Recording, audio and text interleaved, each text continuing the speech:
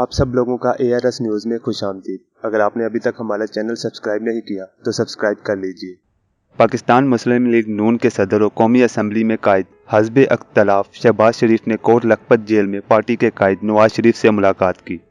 سابق وزیر اعظم نواز شریف سے ملاقات کرنے والوں میں احسن اقبال اور خواجہ آصف بھی شامل تھے۔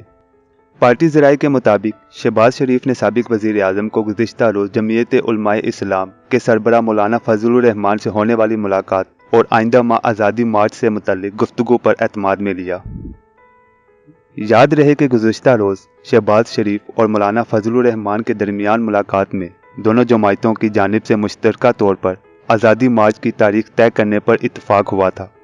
مسلم لیگ نون نے 30 ستمبر کو ہونے والے مرکزی مجلس عاملہ کے اجلاس میں JUI کے وفد کو بھی شرکت کی دعوت دی، جس میں لیگی رہنماؤں کو اعتماد میں لیا جائے گا۔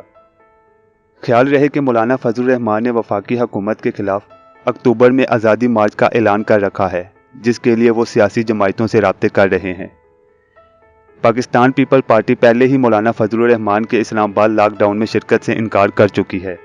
اب دیکھنا یہ ہے کہ مولانا فضل الرحمان اپنے اس مشن میں کامیاب ہو پاتے ہیں یا نہیں۔